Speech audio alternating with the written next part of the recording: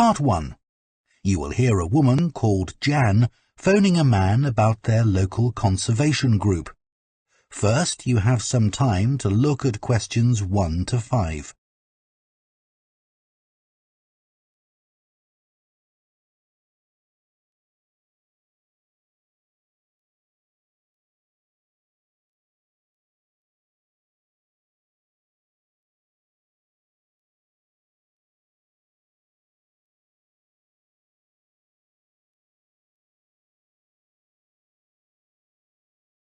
Now listen carefully and answer questions 1 to 5. Hello? Oh, hello. My name's Jan.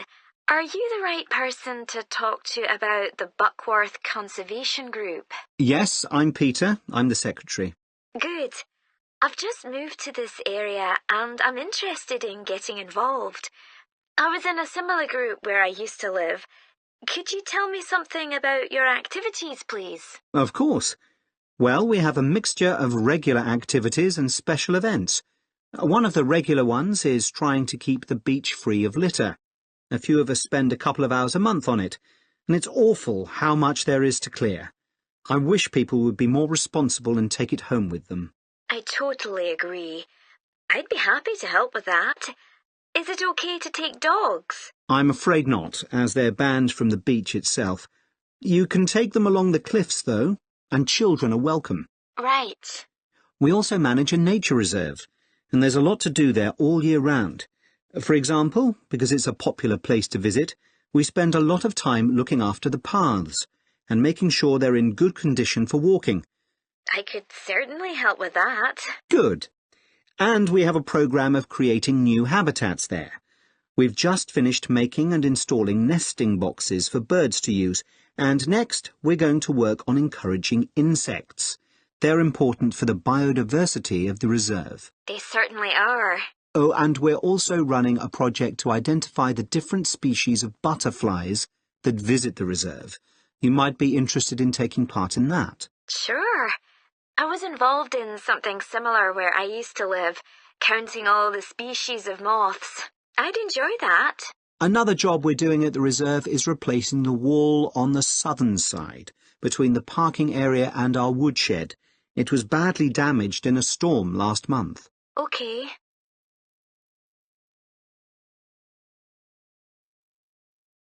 Before you hear the rest of the conversation, you have some time to look at questions 6 to 10.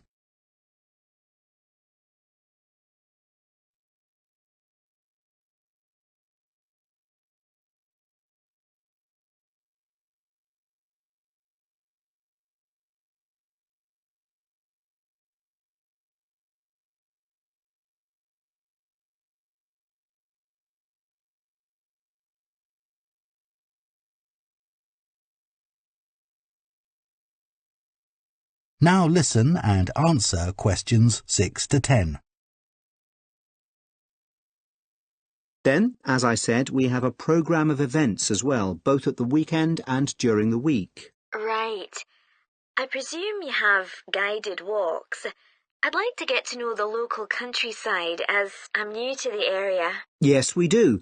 The next walk is to Ruston Island a week on Saturday. We'll be meeting in the car park at Dunsmore Beach at low tide.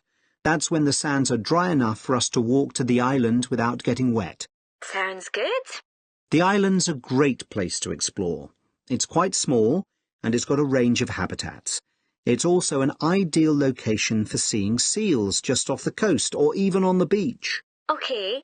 And is there anything we should bring? Like a picnic, for instance? Yes, do bring one, as it's a full-day walk. And of course, it'll be wet walking across and back, so make sure your boots are waterproof. I must buy a new pair. There's a hole in one of my current ones. Well, I'd definitely like to come on the walk. Great. Then later this month, we're having a one-day woodwork session in Hopton Wood. I've never tried that before. Is it okay for beginners to take part? Definitely. There'll be a couple of experts leading the session, and we keep the number of participants down, so you'll get as much help as you need. Excellent. I'd love to be able to make chairs. That's probably too ambitious for one day. You'll be starting with wooden spoons, and of course learning how to use the tools. And anything you make is yours to take home with you. That sounds like fun. When is it? It's on the 17th from 10 a.m. until 3. There's a charge of £35, including lunch, or £40 if you want to camp in the wood. I should think I'll come home the same day. Well, I'd certainly like to join the group. It sounds like you've got... That is the end of Part 1. You now have half a minute to check your answers to Part 1.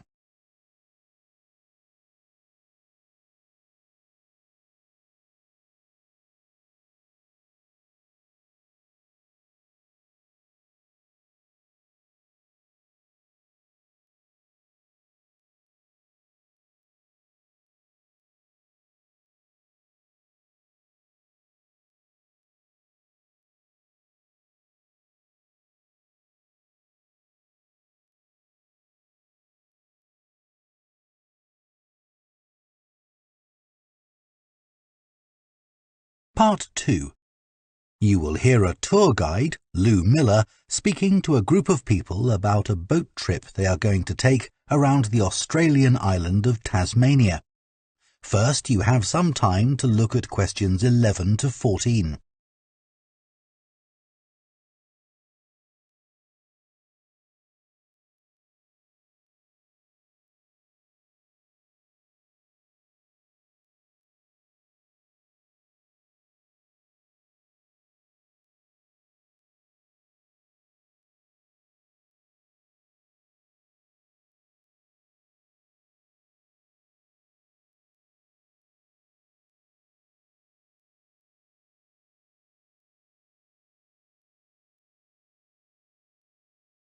Now listen carefully and answer questions 11 to 14. So, hello everyone. My name's Lou Miller and I'm going to be your tour guide today as we take this fantastic boat trip around the Tasmanian coast. Before we set off, I just want to tell you a few things about our journey. Our boats aren't huge, as you can see. We already have 3 staff members on board. And on top of that, we can transport a further 15 people, that's you, around the coastline. But please note, if there are more than 9 people on either side of the boat, we'll move some of you over. Otherwise, all 18 of us will end up in the sea. We've recently upgraded all our boats. They used to be jet black, but our new ones now have these comfortable dark red seats and a light green exterior in order to stand out from others and help promote our company. This gives our boats a rather unique appearance, don't you think? We offer you a free lunchbox during the trip, and we have 3 types. Lunchbox 1 contains ham and tomato sandwiches. Lunchbox 2 contains a cheddar cheese roll. And Lunchbox 3 is salad-based and also contains eggs and tuna. All 3 lunchboxes also have a packet of crisps and chocolate bar inside. Please let staff know which lunchbox you prefer. I'm sure I don't have to ask you not to throw anything into the sea. We don't have any bins to put litter in, but Jess, myself or Ray, our other guide, will collect it from you after lunch and put it all in a large plastic sack.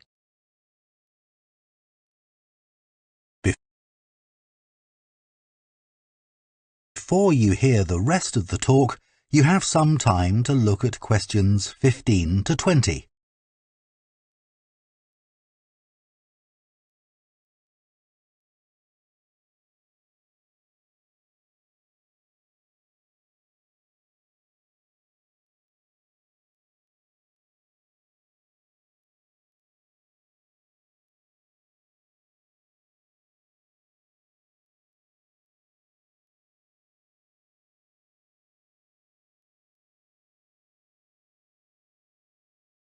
Now listen and answer questions 15 to 20.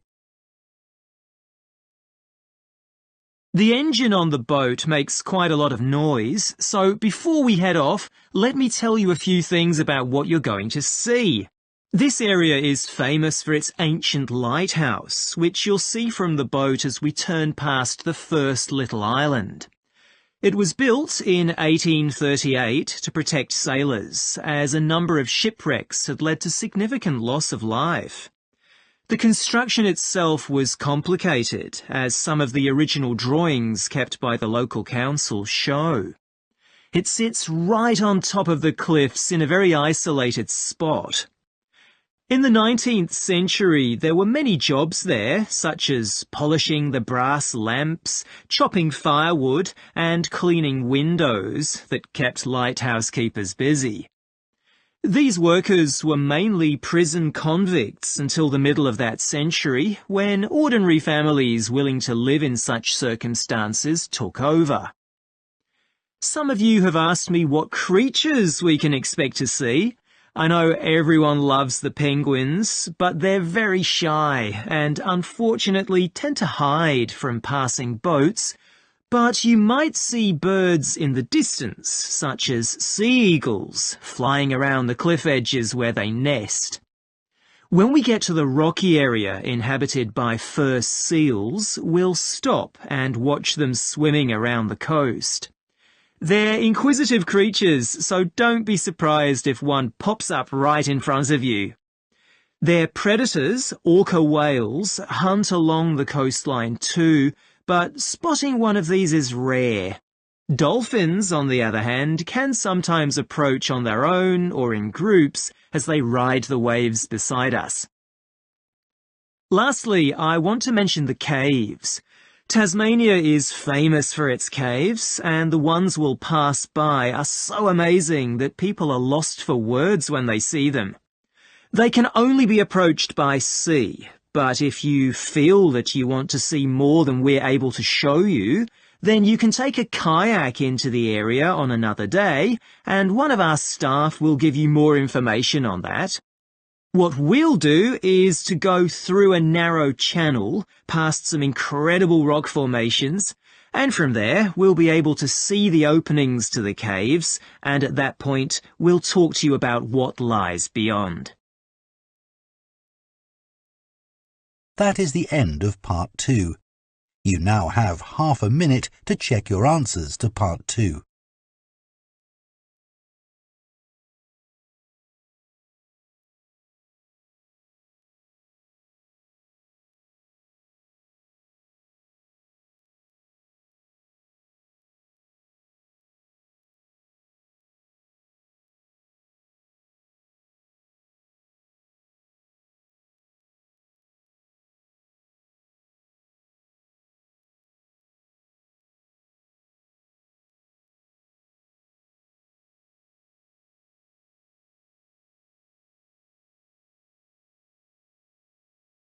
Part 3.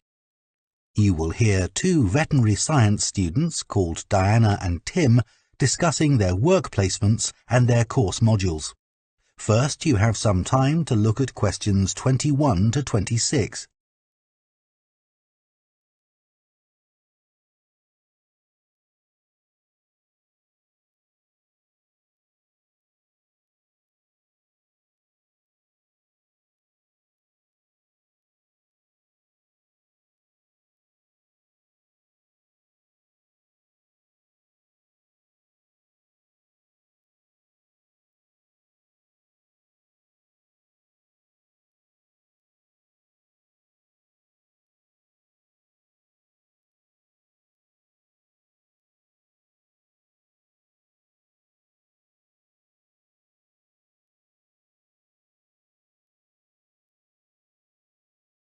Now listen carefully and answer questions 21 to 26. So, Tim, we have to do a short summary of our work experience on a farm. Right. My farm was great, but arranging the work experience was hard. One problem was it was miles away and I don't drive. And also, I'd really wanted a placement for a month, but I could only get one for 2 weeks.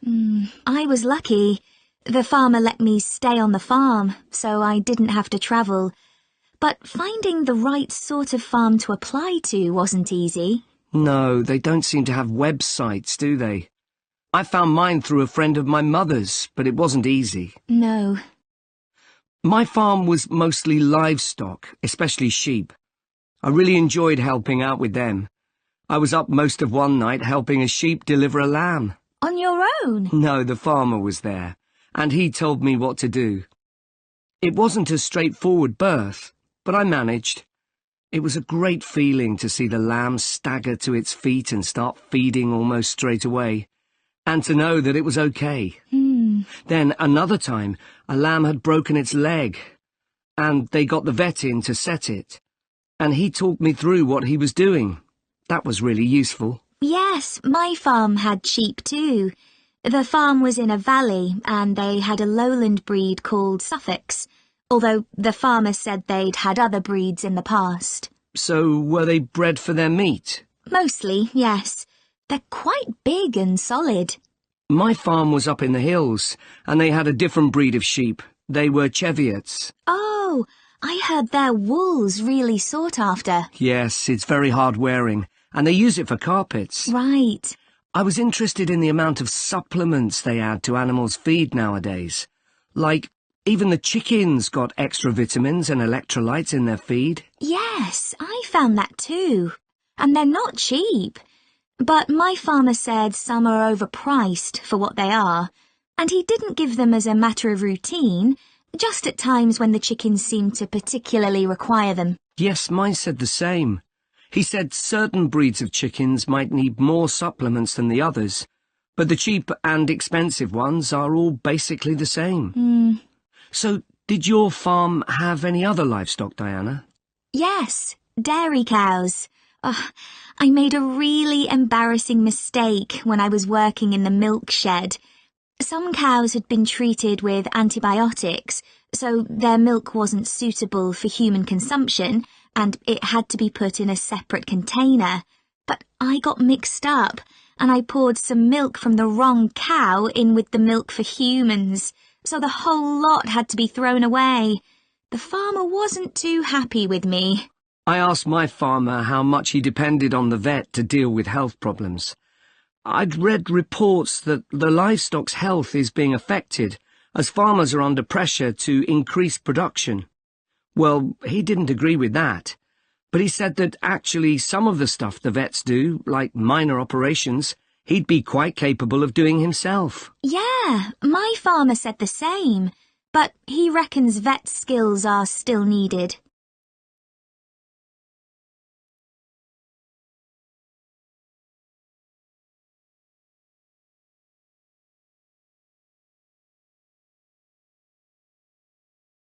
Before you hear the rest of the conversation, you have some time to look at questions 27 to 30.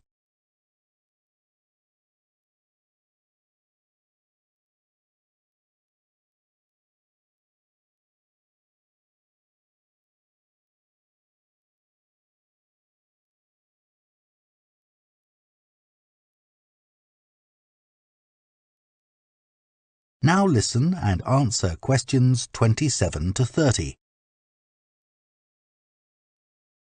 Now we've got to give a bit of feedback about last term's modules. Just short comments, apparently.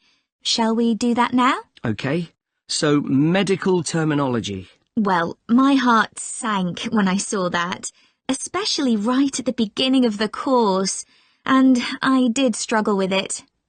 I thought it'd be hard, but actually I found it all quite straightforward. What did you think about diet and nutrition? OK, I suppose. Do you remember what they told us about pet food, and the fact that there's such limited checking into whether or not it's contaminated? I mean, in comparison with the checks on food for humans, I thought that was terrible. I think the module that really impressed me was the animal disease one, when we looked at domesticated animals in different parts of the world, like camels and water buffalo and alpaca. The economies of so many countries depend on these, but scientists don't know much about the diseases that affect them. Yes. I thought they'd know a lot about ways of controlling and eradicating those diseases, but that's not the case at all. I loved the wildlife medication unit. Things like helping birds that have been caught in oil spills. That's something I hadn't thought about before. Yeah, I thought I might write my dissertation on something connected with that. Right. So, actually, I was thinking something along the same lines. That is the end of Part 3. You now have half a minute to check your answers to Part 3.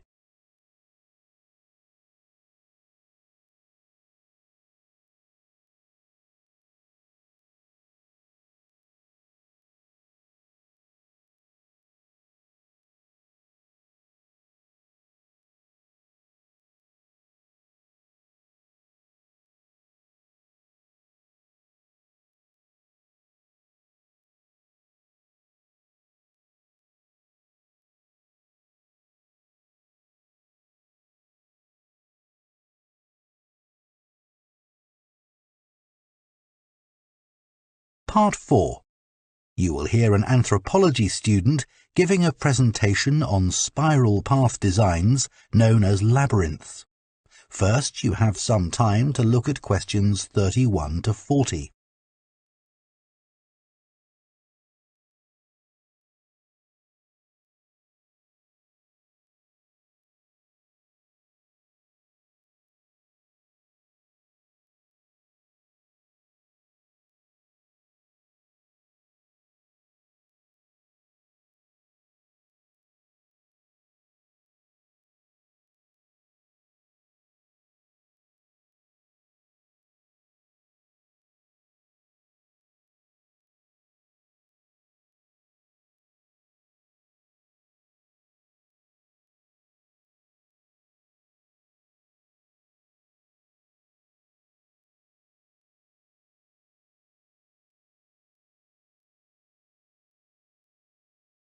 Now listen carefully and answer questions 31 to 40. Labyrinths have existed for well over 4,000 years. Labyrinths and labyrinthine symbols have been found in regions as diverse as modern-day Turkey, Ireland, Greece, and India. There are various designs of labyrinth, but what they all have in common is a winding spiral path which leads to a central area. There is one starting point at the entrance, and the goal is to reach the central area. Finding your way through a labyrinth involves many twists and turns, but it's not possible to get lost, as there is only one single path. In modern times, the word labyrinth has taken on a different meaning, and is often used as a synonym for a maze. A maze is quite different, as it is a kind of puzzle with an intricate network of paths. Mazes became fashionable in the 15th and 16th centuries in Europe, and can still be found in the gardens of great houses and palaces. The paths are usually surrounded by thick, high hedges, so that it's not possible to see over them. Entering a maze usually involves getting lost a few times before using logic to work out the pattern and find your way to the centre, and then out again. There are lots of dead ends and paths which lead you back to where you started. The word maze is believed to come from a Scandinavian word for a state of confusion. This is where the word amazing comes from. Labyrinths, on the other hand, have a very different function. Although people now often refer to things they find complicated as labyrinths, this is not how they were seen in the past. The winding spiral of the labyrinth has been used for centuries as a metaphor for life's journey.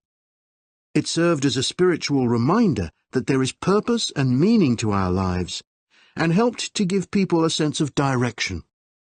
Labyrinths are thought to encourage a feeling of calm, and have been used as a meditation and prayer tool in many cultures over many centuries. The earliest examples of the labyrinth spiral pattern have been found carved into stone, from Sardinia to Scandinavia, from Arizona to India to Africa. In Europe, these spiral carvings date from the late Bronze Age. The Native American Pima tribe wove baskets with a circular labyrinth design that depicted their own cosmology. In ancient Greece, the labyrinth spiral was used on coins around 4,000 years ago. Labyrinths made of mosaics were commonly found in bathhouses, villas, and tombs throughout the Roman Empire. In northern Europe, there were actual physical labyrinths designed for walking on. These were cut into the turf or grass, usually in a circular pattern. The origin of these walking labyrinths remains unclear, but they were probably used for fertility rites, which may date back thousands of years. 11 examples of turf labyrinths survive today, including the largest one at Saffron Walden, England, which used to have a large tree in the middle of it.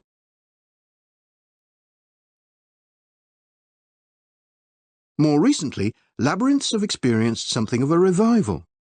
Some believe that walking a labyrinth promotes healing and mindfulness, and there are those who believe in its emotional and physical benefits, which include slower breathing and a restored sense of balance and perspective. This idea has become so popular that labyrinths have been laid into the floors of spas, wellness centres, and even prisons in recent years.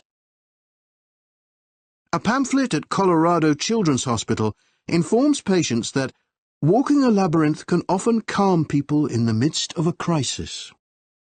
And apparently, it's not only patients who benefit. Many visitors find walking a labyrinth less stressful than sitting in a corridor or waiting room.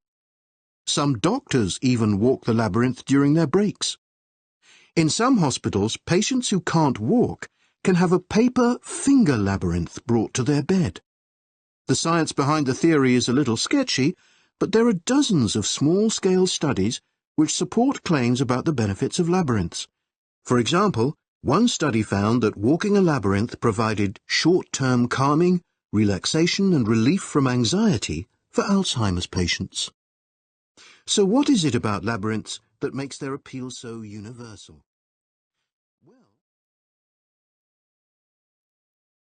That is the end of Part 4. You now have 1 minute to check your answers to Part 4.